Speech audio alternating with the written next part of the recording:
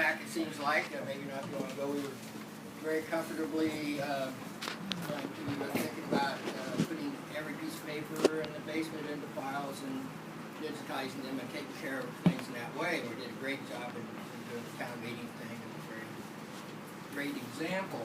Then we were invaded by a couple of creative people, or maybe more Steve and Jack, who called our attention to a possibility of curating the collection in such a way that when we wouldn't have to do every piece of paper, we could do the tips of the iceberg, which is on the piece that I've handed out here. And so I worked on that image, and so the first time around we chose 4 to get started so we could have a prototype of how the hell we do that. And those are in yellow here on this part.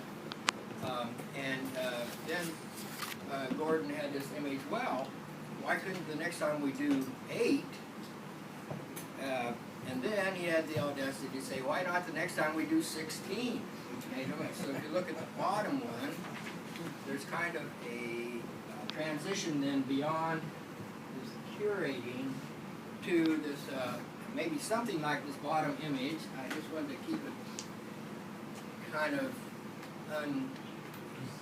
it is rational, but we're really up for deciding or working on, that's what we're about. One of the things, the result of this time here, towards the end of the 2 weeks, and maybe get started before that, choose the next collection. So how do we, and actually this could be an expandable thing to just whatever we choose, this image of,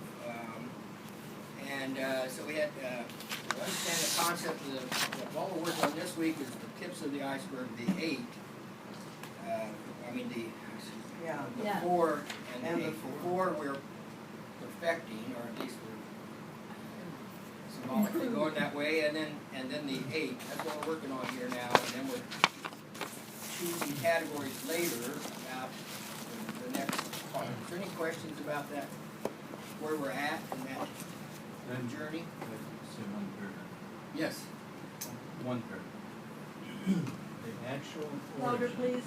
The actual origin of curating came from this guy when he invited me and a couple other people down to the Roy Lichtenstein collection at the Chicago Art Institute. If you have never gone on an Art Institute tour with this guy, you got to do it. The very first shot in that collection, which really was a paradigm shift in art history, is a picture, a sort of a cartoon diagram of Mickey and Donald Duck fishing on a dock. And I think Donald Duck he's caught the back of his tunic. He's trying to cast his line out there. And he's saying to Mickey, he says, Mickey, I think we got a hold of something big. And so that was the inspiration, that conversation that Paul did around that photograph is the inspiration for the entire notion of curating, because the person that put that collection together had a story about what this guy was up to. What good stuff? Yeah, so that there was a show that wasn't just every piece of his art, but had a story and a thing. So that's what we're doing here. What this represents really is just an enlargement of that.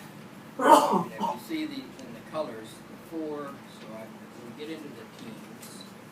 So there'll be some people that have decided to work on those 4 to get them in shape to be online. And I think they're close to that. Trying to get that in being. And the other ones are designated collections with people's names on them. Some of them, anyway, more or less stages of development to be worked on, as Gordon will be going into later, and then said, anyway, we want to kind of go through, well, how we're going to do that for these 2 weeks. So this is week 1, week 2 over here behind here. And most of us are going to kind of be here during this week. And then I don't know who's going to be here second week. But so each. I'll still be here Okay. if you don't. Yeah, we'll get, If I don't change my mind. yeah. Okay. Yeah. Be nice to her. Hopefully by that time our collection work will be rolling and we'll see much clearer about what we're doing. It's been a very great couple of days of planning. It's Paul, curating has to do with selecting or okay.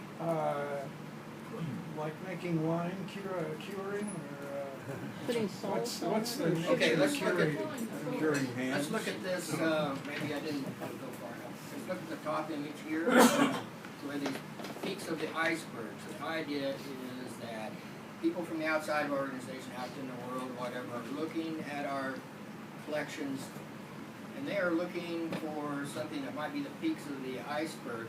They don't need to see the whole thing. And also the thing is, like, they may be going after academy or something like that. But these peaks are peaks on the same iceberg. So there are different ways of coming at the same iceberg. But these are the peaks. And so we are, in our developing, we are developing these peaks which will go online that people can look at. Then they'll be connected to a lot of assets, essential assets, to make sense.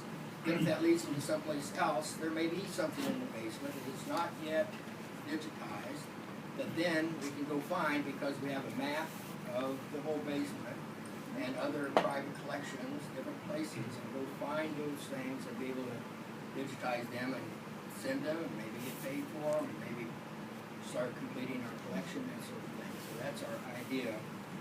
And it's just that when you get more of them, I just couldn't, my great talent of visualizing, couldn't visualize 28 tips of an iceberg. So I kind of got into something else, and maybe a little different metaphor will emerge at the end of the week. This is not, I was thinking, is this There's not that many left. facets of the jewel? Paul, those are cells of a growing organism, and Okay, it is cells. multiplying. Okay, that's what it is. Beehive. And they could, Honeycomb, won't you be my baby? Well, honeycomb, be my own. I think we're a lot clearer about accession than we are at curating. The whole idea of curating is evolving.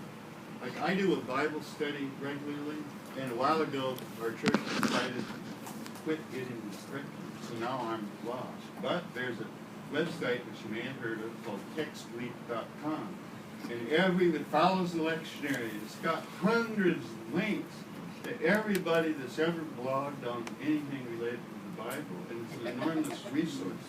And we were having a conversation last night about how some of our common history is getting woven into a whole lot of other influences and ideas that we've had.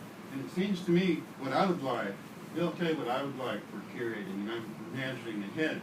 If I'm doing something I'm reading an absolutely new Buddhist book that's come out, and it's talking about mindfulness, if I could quickly find resources on, I'm just doing this off the top of my head, grace, being struck by grace and the strange equanimity of accepting life as it is, so that I could, in my own resources, find a way to integrate that. So it's one thing just curating, it's one thing just to make it kind of available as it is, and it's another thing to evolve it to where people can use it. It's like a river that's got all these little streams mixing together. And that's, to me, I don't think we have as much imagination yet about what that looks like. okay. And I think we have a lot more idea of the accession part, but it seems to me that's where we want to get.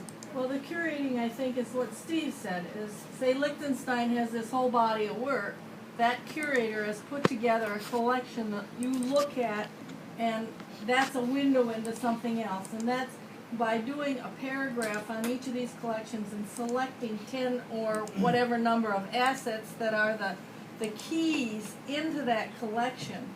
That's at least how one of the ways I see the curating function as we are experiencing it here.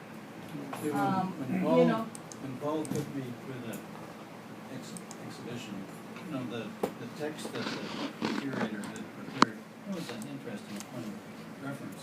But what was really moving was to listen to an artist engage, narrate, you know, create a story of why this body of work is worth my time. Mhm. And so I think one of the, maybe the key curating question is, why is this a collection? Why is there a collection called Imaginal Education? Why is there a collection called, I'm gonna screw it up. Yeah. Green rights.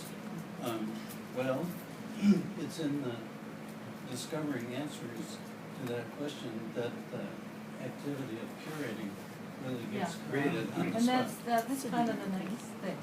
Yeah, and then amazing technical, whatever. So we're just going to get into all that. Are we sending that? In terms of just work, time design, you know, we'll have our mornings, with the welcome this morning and something, anyway, free part, we all know that. This morning, afternoon. Yeah, we have little, We're gonna do the palladium things in the morning, then we have team collection, and then we have reflective work later in the day or so. Otherwise known as wine and cheese. Wine and cheese. And other And other things. And And stories. Yes. And all the hours, what time does it begin? We show up for breakfast at 8 and the other here to work at 9, is that what we're doing? And, And that whole day follows that. yeah, then we have a short thing and we get, this is lunch. What's the time frame there? What? Probably 12 or 1:30. Well, But that'll kind of work itself out, we think, because each collection will be working by itself, and they can pretty much do their time however they want, and then we do probably need to set a time when we will gather for our reflection